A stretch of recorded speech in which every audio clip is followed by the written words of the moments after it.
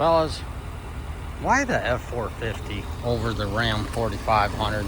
Besides the obvious answer that this is a pickup and that's not, there's a lot more to it than just that. So come along for the ride. I figured I'd walk around my truck, show you what you're looking at here, or what I'm driving, so you could see for yourself. It's a beautiful truck, and believe me, you could take a 4500 Ram, higher trim level, put a nice flatbed on it like I would love to have, and enjoy it as well. But as usual, if you're new to the channel, I had 7 out of the 822s grenade on me. So yeah. And then my 25, which I very much love, but sometimes I don't feel the reciprocating love towards me. It has electrical issues. And I'm not the only one with electrical issues. So that's my main gripe. I'm not afraid to go into a new truck. That doesn't scare me. It excites me. New territory, new things to learn. But when something's released and you're not really getting the help that you need, that's where you're pumped to brakes. So that's the short gist of it. That's the major, the meat and the potatoes of why I'm not in the 4500, filling in the gap for my customers, but I'm in this F450. But now let's talk about the nitty-gritty stuff. Obviously, to me, a pickup is a lot more suitable than a cabin chassis. I love pickups. I've had the cabin chassis and I've had pickups. Cabin chassis is very much commercialized. Anything you try to buy for it, it's just different. Resale value is not there, but it serves its purpose, and I'm not the consumer that I am is not who needs a cabin chassis. It's just the simple and the short gist of it. So that's that. This pickup drives better. It's more leaning towards a regular pickup instead of a cabin chassis, even though it's mixed between the two. But what really matters, it's still a pickup. It's still convenient as a pickup, and most importantly, power. I always stress it's not as important. It's not as important how fast you go up the hill as it is to go down the hill.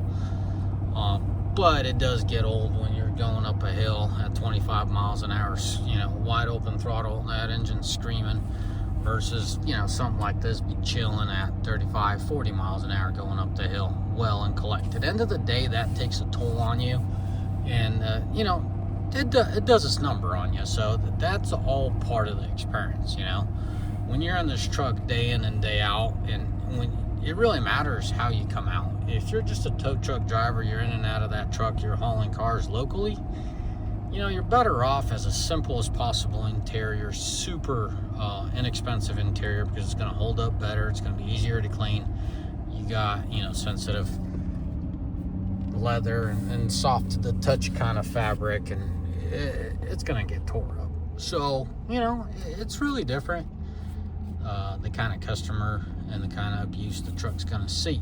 So a guy like myself that gets in and just puts in hundreds of miles, yeah, cabin space, sound, vibration is a big deal. The less beating you take, the more miles you can do comfortably. And at the end of the day, the less fatigued you are once you get out of the truck, because we do a lot of miles. Now, you on the other hand, around town, like I'm repeating myself, that's a different thing, So to each their own. That's my reasoning. They both have wide front tracks. They both have commercial tires. They both have, good transmissions. I kind of trust the Ison a little more than I trust this 10-speed doing rigorous, day in and day out tow truck kind of duty. Not doubting this transmission. I just don't feel like it's as girthy.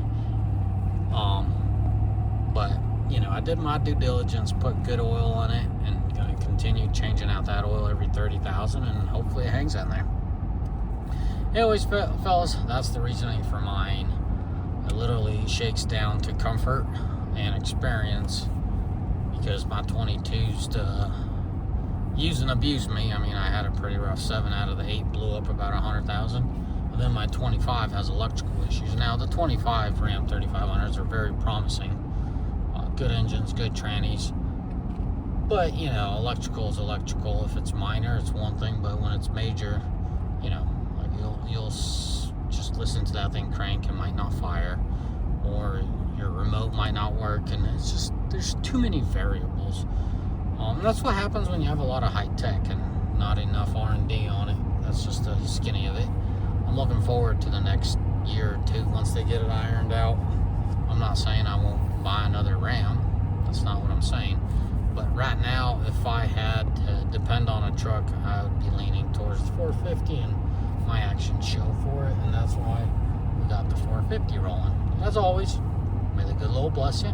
May you almighty find day. Ciao, bye.